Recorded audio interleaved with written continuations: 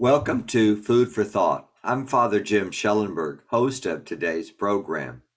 And we are very excited here at Food for Thought, here on Catholic Television of San Antonio, because today we're going to be talking with Ms. Gladys Gonzalez, who is the she's in charge of all housing services for Catholic Charities here in the Archdiocese of San Antonio. And these are broad ministries, but Gladys has got broad shoulders to be able to carry all of these responsibilities. So, Gladys, I want to welcome you to Food for Thought, and so glad that you're able to be with us. Gladys, if you could just kind of give a little overview to the viewers about yourself and about all of the services that you oversee for Catholic Charities. Father, it'd be a pleasure, and thank you so much for having me on your newscast today. I really do appreciate it. Well, I have been with Catholic Charities since 2013, and I oversee St. TJ's and Seton Home, and recently this new assignment of our Guadalupe Home. Guadalupe Home has been part of Catholic Charities since 1991. It's an 11-bed shelter here on the west side of San Antonio.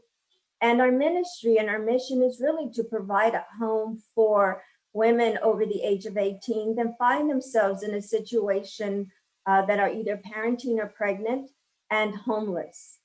And so unlike the other two shelters, this home is really, we have just open arms to greet any young woman or older women. Actually, sometimes that it happens. Women in their 30s or late or early 40s that find themselves in this really tough situation in their life. And so our ministry is really, it's a wraparound ministry. First, we welcome them, we give them a room, almost like a dorm-like environment, Father Jim, and we provide for them. They can go to school. They must engage in some sort of activity that helps improve their lives overall. And the idea truly is to get to that point of self-sufficiency. We wrap them around, of course, with love and tenderness, more importantly, with respect and dignity. But we give them tools such as parenting classes, or even if they have to learn how to read and write, we will connect them with resources, get them their GED if they have not gotten their GED, connect them to colleges or universities or other programs in San Antonio that would help enhance their life. And I like to use the word elevate their existence from where they are. So we're very passionate at Catholic Charities about this particular group. We have an amazing advisory board that really supports this organization. Well, I know that you are located on the west side and you're dedicated to Our Lady of Guadalupe. And we certainly ask La Moranita to continue to watch over all of you there at Guadalupe Home. I know that in the past we've had some Catholic liturgies on Mother's Day over there in the past, but this year we weren't able to do it because of the pandemic. But let me ask you something though. But now this is not just for Catholic women, or is it? Is it open to everybody? It's everyone. That is very much the underlying mission of us. We never say everybody is welcome, right? Doesn't matter their background or their ethnicity. We say yes to them. Wow. And what about the little people, the children? I bet are they all different ages? There we can take up to a mom with two children because of the size of the room, and up to the age of 36 months. 36 months, right. Okay. And periodically we do make those exceptions, right?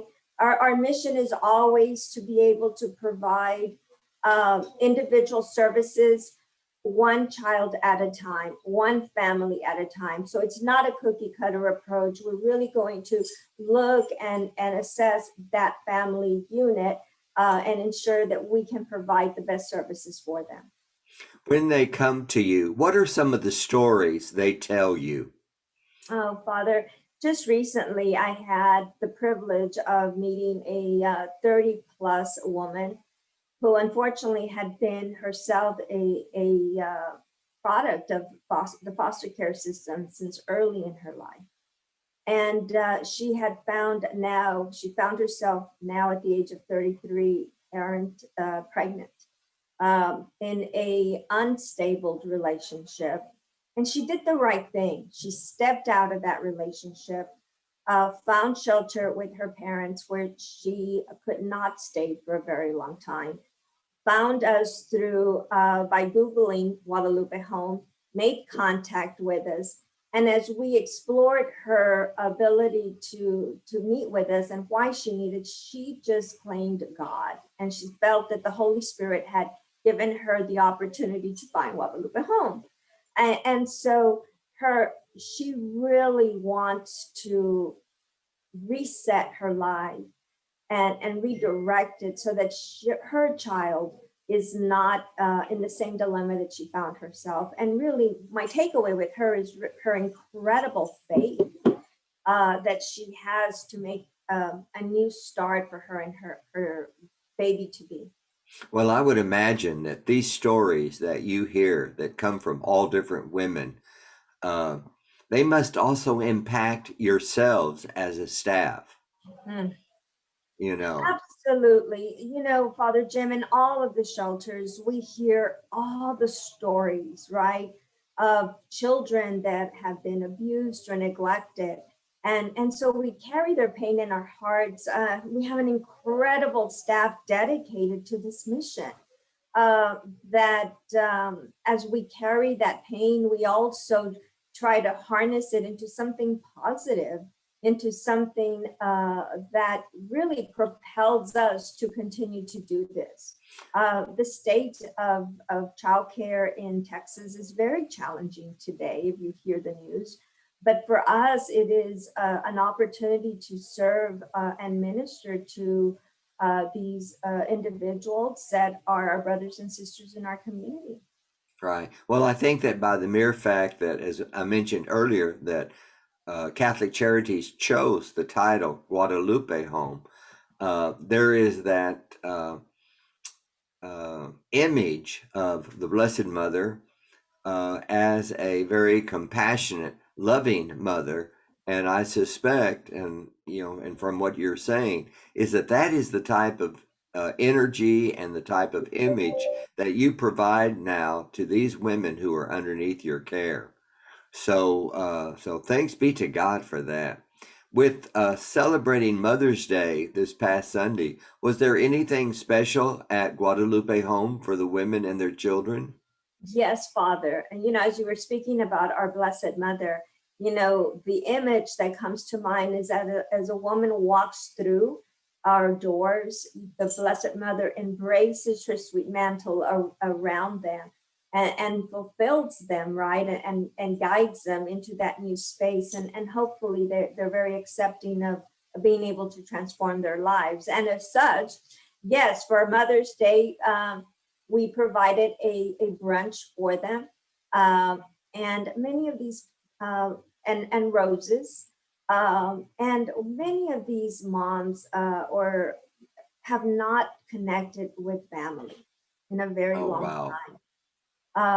And so what we did was we allowed, because of COVID as well, we allowed them to have at least an hour with them. It was scheduled that they could invite a loved one to sit in the patio and be with them. That Oh, that connection is very important. oh, that's great. That's great. Are there any other ways now in the pandemic that they were able to communicate with families like Zoom or phone calls or things like that? They do have access to their phones if they do, and it is through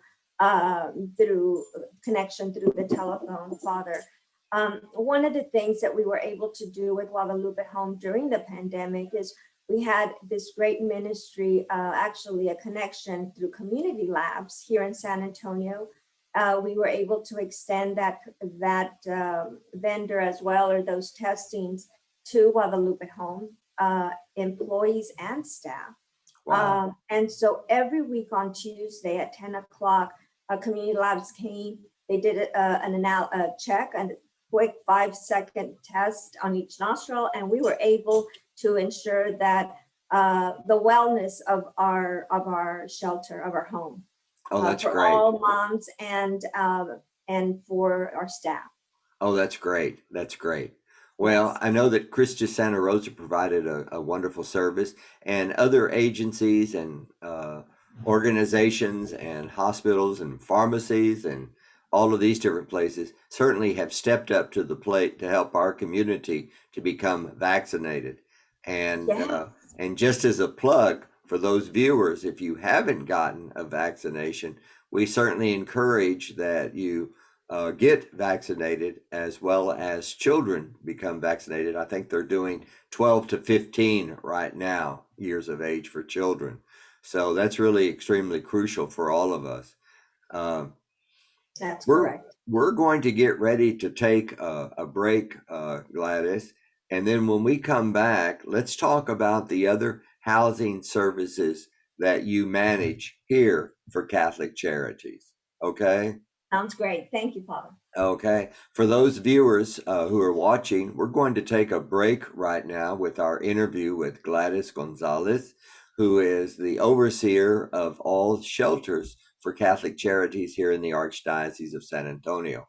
So we're going to take a break and stay with us, and we'll be right back.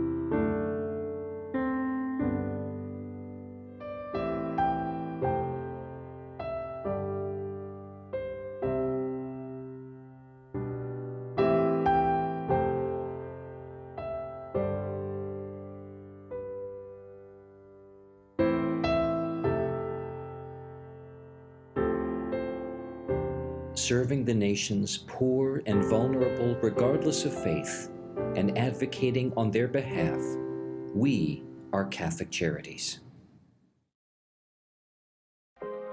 It was a huge pill to swallow. Being told that you'd never breathe on your own, be able to walk on your own, or being able to feed myself on my own completely changes you. You have to realize who the new you is while living with the limitations that you have on a day-to-day basis. I was sitting on the couch contemplating, is my life really worth it? Winter Warrior Project showed me that I am worth it. My first event was a soldier ride in Seattle, and I got to ride 50 miles on a hand cycle that I borrowed from them at zero cost to me. All I had to do was show up. I'm so thankful that Winter Warrior Project was there to help me. Being able to open up and not having to re-explain everything that's going on in your life because they get it. I know of no other veterans organization that has been able to help me get to where I am now.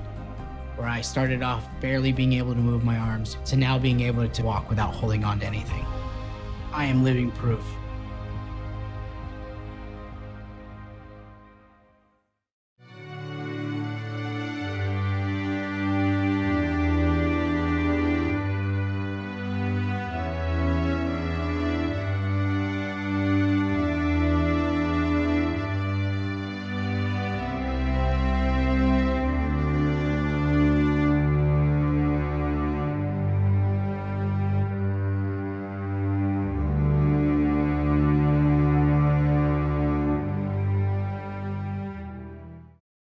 Welcome back to Food for Thought. I'm Father Jim Schellenberg, host of today's program. And today we are having a conversation with Gladys Gonzalez, who is the overseer of all the housing services for Catholic Charities. This includes Guadalupe Home, Seton Home, and St. PJ's Home as well. And so I want to say welcome back, Gladys, and so glad to have you on our conversation today. Uh, one of the things that you mentioned during the break was reaching out to universities Can you elaborate a little bit on what we were talking about? Sure, Father. One of the things that we find uh, as we look, as we provide shelter for 0 through 17 and children and mommies and babies 0 through 20, is that there's potentially a need out in the universities for 18 to 24 pregnant or parenting young women who may find themselves seeking a higher education, but for reasons personal or otherwise, find themselves parenting or pregnant and homeless.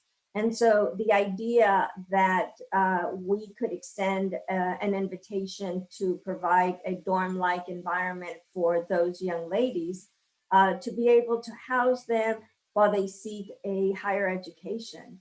And so there might be, we're speaking to the universities here in San Antonio, a couple that we've already reached out to who said, yes, let's talk. And then furthering that dialogue with our Catholic universities here. And potentially being able to serve those women that find themselves in that situation. They may still be part of the foster care system and still looking for that education. So being able to it's not a hand me down, it's a hand me up, and we would welcome them. So that's something in our strategy to reach out, see how that works here. Hmm. Well, I think that is definitely thinking outside the box. And I think that's also thinking about being proactive, if you might want to say that, in order to help these women to not only to raise a child, but also to be able to then provide for the child through education that they are trying to get. So kudos to you, Gladys, and to all the different people, and especially the networks and universities who were saying, let's talk about this. So this is something for all of us to keep in prayer, and we wish you the best in these ventures that you have in taking care of women with children. You have, switching gears, uh, we'll go to Seton Home first, and then we'll go to St. PJ's. Now, you are also the overseer of Seton Home, is that correct? That's correct. And That tell is. us about Seton Home. Now, Seton Home is an organization that's been in San Antonio and part of the Archdiocese for 40 years. And so it is here on the south side of San Antonio on Mission Road on 7 acres. And we have a 120 bed shelter. And it's a unique model, Father Jim. The model is to provide transitional living for moms, not zero, I apologize, 12, 13, 14, all the way up to 20 years old. And people have asked me, can you really have a 12 or a 13-year-old? And the answer is yes. Unfortunately, it happens. Many of them have been abused or trafficked potentially. And so our home is to create, we wrap that child and that mom and with unique services. So mom must be able to go to school, and we have a partnership with UT Charter, and they must attend therapeutic sessions. Those are critical for the foundation of our program. If they're doing those two things, they can stay with us. It's so critical, because if we can't get them engaged with their education and creating a healthy sense of who you are as a mom, then we'll have challenges in the future. And so being able to create that space with the young moms, and just once again, I used that word earlier, but elevating their existence of who they are, of human beings, of a child of God, it's so critical to us. And we're passionate about that. We have Early Head Start program. It is a connection with the city of San Antonio, and our model is so unique. Nobody in San Antonio has Early Head Start on campus. Our mommies take babies to the program, and they then walk out the back door into UT Charter. We've had several graduates from that school already. Wow. And now, how long are these women there at shelter at Seton Home? I've had young girls who have been with us for 3 years and other ones in 9 months. 9 months. And so a year, however long it takes for them to feel that they can move on to that next step of self-sufficiency. Father Jim, a lot of our young ladies, they turn 18 and they say, okay, I'm an adult, I can do this. And we say, just hold on a little bit. Mhm. Even if they choose to leave at the age of 18, they already have some tools with them that will help them. But we stay connected through our aftercare program, and we wrap them with our services that Catholic Charities offers, all the parenting classes, Guadalupe Community Center that also offer classes. So I have a young woman who graduated from high school, went on to college, all by the age of 16 years old. Oh my So gosh. those are successes for us. Periodically, we'll run into these young ladies, and most of them have connected. They come back to pick up their mail, and they check in with us. But the program has had quite a success with some of these young women. Oh, that's great. That is great to hear. And now, and St. PJ's next door, Yes. you also oversee that shelter as well. Is that correct? I do. Actually, that was my introduction to housing. Actually, several years ago, I was over at Catholic Charities. I came on assignment, and it was something that prompted my heart, right, to say, hey, continue to serve these kids. If not us, then who? And so I think it was a God calling moment for me. It's a 135 bed shelter with about 120, 130, 140 staff, depending on how many kids we have. And what is unique is 0 through 17 children. What's unique about us is that we want to take the entire sibling group. And here in Bexar County, you would have shelters or homes that either take the kiddos that are little or the kiddos that are older, but not the entire family if they can't. We do 0 through 17, and we've had kiddos that have come with us, or an entire family up to 11 sometimes. Wow. Yes, or 9. And so we want to keep that family together, right? For kids to know that they have not just been dropped off at a shelter and nobody's going to, that family stays together. That really is important to us. We also, what's unique about Seton Home and PJ's is that we take care of two demographics, and the kids that come from Texas that are referred to us through the Texas Department of Child Protective Services. And then we have our program, Office of Refugee Resettlement, and those are for children that have been, who are seeking asylum as a result of their unaccompanied children. Right. That's it. And so our home, it's not political, Father. For us, it is truly providing a home for children. Well, and I think that's the bottom line. And I know that there are individuals who we've gotten a lot of flack in different areas. I've been down at Catholic Charities in Laredo, and I was down in La Posada Providencia in San Benito, and I know that there's quite a bit of discussion on our Texas border, but about migrants and about what is happening and refugees and children. But this is a humanitarian crisis. It is. And as a church, then we are called then to be able to respond to this. And thanks be to God for organizations like Catholic Charities that steps up to the plate. And thanks be to God for the donors and people who contribute or who volunteer in all of these programs. Gladys, we've got about 1 minute and 20 seconds. And I'd like to ask you another key question, and that is, how can the community support the housing services that you do with Catholic Charities? What do they need to know? I will guide them to our website. We have these lists. They're called Amazon wish lists, if you will, that really help us. We will help thousands of kids throughout this new fiscal year, Father. Prayers are always critical, quite frankly, for all of us, for God's protection.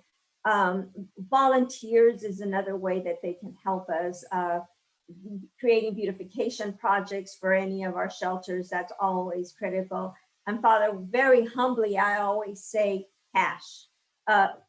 Contra dollars are important. We're a fiscally responsible agency. I want to make sure that our kids have what they need as they transition out. I don't want them leaving with paper bags as they showed up. I really want them to leave with a nice suitcase as they transition through their journey. Something as simple as that. And I can't do that, right? With gift cards. Sometimes I can do it with gift cards. Sometimes I trade in my gift cards to make sure that the kids have what they have. But that's how they can help, Father. I really do plead with a community that not to judge the political, but really to seek down into their hearts and just know that these are children, and we need to accompany them through the journey. Right. Well, on that final note, Pope Francis, in one of his last letters, he reminded all of us as a church that we are all connected. And I just recently read another article reminding us that we are also a migrant church. So those are things that we need to think about. And you have definitely given us quite a bit of food for thought, Gladys, on how to better take care of our children here in the Archdiocese, young mothers, as well as the different programs that you provide and offer to the local church. So many, many thanks to you for your time, and we will definitely keep you and all of your staff and all those entrusted to your care in all of our prayers. This is Father Jim Schellenberg. We have had a fabulous conversation with Miss Gladys Gonzalez, and we're going to end. So we will see you next time on Food for Thought, and we hope that we have given you food for thought on how Catholic Charities and St. PJ's and Seton Home and Guadalupe Home all benefit children and young parents here in our Archdiocese. Think about them, and if you can give, give. God bless. Bye-bye.